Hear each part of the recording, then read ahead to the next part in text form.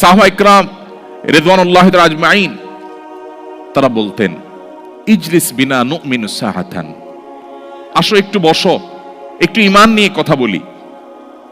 আজ আমরা কত গল্প, কত আড্ডা দিই, কত মজলিস আমাদের হয়, কিন্তু আমরা ঈমান নিয়ে কথা বলি না। ভাইরা আমার, আপনারা নিশ্চয়ই হাদিসটি শুনেছেন যে হানজালা রাদিয়াল্লাহু তাআলা আনহু তিনি যখন হঠাৎ করে দেখতে পেলেন আবু বকর রাদিয়াল্লাহু তাআলা আনহুকে, তিনি ছুটে চলছিলেন নবীজির কাছে।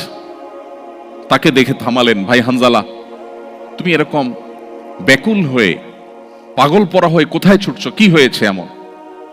তিনি বললেন, ভাই আর বলো না, নাফাকা হানজালা, হানজালা তো মুনাফিক হয়ে গেছে, হানজালা মুনাফিক হয়ে গেছে। আবু বকর রাদিয়াল্লাহু তাআলা বলেন যে, আরে কি মুনাফিক হয়ে গেছো, কি হয়েছে তোমার? বলেন, ভাই আবু বকর, আমি যখন নবীজির মজলিসে উপস্থিত থাকি, তার সামনে থাকি, কোরআনের আয়াত যখন শুনি, তখন আমার ঈমান আমি যথেষ্ট নিজের মধ্যে অনুভব করি।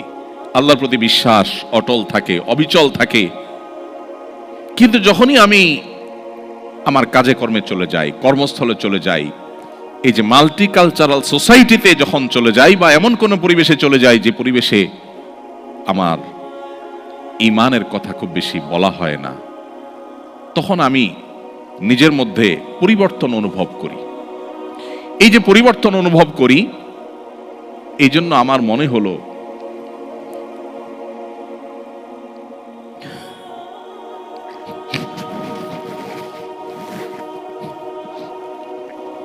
তার মনে হলো যে তিনি না জানি মুনাফিক হয়ে যাচ্ছে। দুর্ভাগ্য আমাদের যে আমরা নিজেদেরকে মুসলিম দাবি করি, আমাদের কোনো অ্যাসেট ছুটে গেলে সেটা নিয়ে আমাদের অনেক পেরেশানি হয়।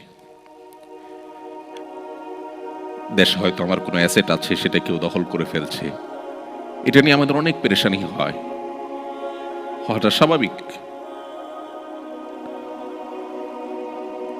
কিন্তু আমার ঈমান দুর্বল হয়ে যাচ্ছে কিনা,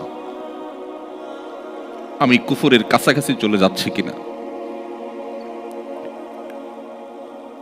আমার ইসলাম দুর্বল হয়ে পড়ছে কিনা, সেটা নিয়ে আমাদের তেমন কোনো পেরেশানি হয় না, সেটা নিয়ে আমাদের কোনো চিন্তা হয় না।